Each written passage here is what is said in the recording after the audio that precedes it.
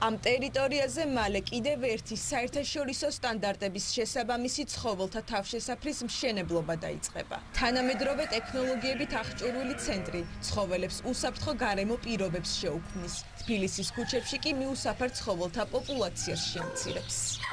პროექტის ფარგლებში მოეწყობა ინდივიდუალური პოლიერები, ლაბორატორია, საოპერაციო ბლოკები, პოსტოპერაციული სივრცე და სხვა საჭირო მნიშვნელოვანი ინფრასტრუქტურა, რომელიც უახლესი აპარატურითა და ტექნიკით იქნება აღჭურვილი.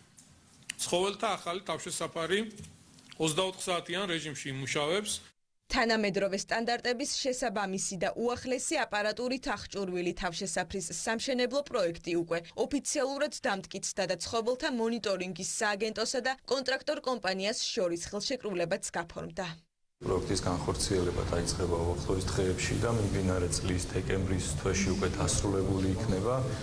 პროექტი ძალიან მნიშვნელოვანი თვალსაზრისით, რომ არსებული თავშესაფარი ვერ ერევა იმ რაოდენობის ცხოველების, რომელიც არიან დღესდღეობით ქუჩაში და ეს დამატებული თავშესაფარი არის მნიშვნელოვანი, უფრო მეტ ცხოველის მიღებას შეძლებს თავშესაფარი და შედეგი იქნება ის, რომ უახლოეს წლებში ჩვენ ქალაქში არ გვყავდეს მიუსაფარი ცხოველი. მსგავსი თავშესაფრების არსებობა, რომ მიუსაფარი ცხოველების უკონტროლო გამრავლებას და გადამდები დაავადებების რისკებს შეამცირებს, ამაზე ცხოველთა ინტერესების დამცველებიც საუბრობენ და ამბობენ, რომ ამ პრობლემის გადასაჭრელად კასტრაცია, სტერილიზაცია და ვაქცინაცია არაერთ ევროპულ ქვეყანაში აპრობირებული, ყველაზე ჰუმანური მეთოდია. ყველა ძაღლი, რომელიც არის ყურზე საჭდიანი, არის ამ ცენტრში ნამყოფი, რაც იმას ნიშნავს, რომ არის სტერილიზაცია, კასტრაცია ჩატარებული და ვაქცინირებული. ესეთი ცენტრი მხოლოდ ერთი გვქონდა თბილისში, მერიის სამსახურის და ძალიან მიხარია, რომ კიდე იქნება და რაც უფრო მეტი იქნება, არა მარტო თბილისში, საქართველოს მასშტაბით, რა თქმა უნდა, მოსახლეობისთვისაც და ცხოველებისთვისაც ძალიან კარგი იქნება.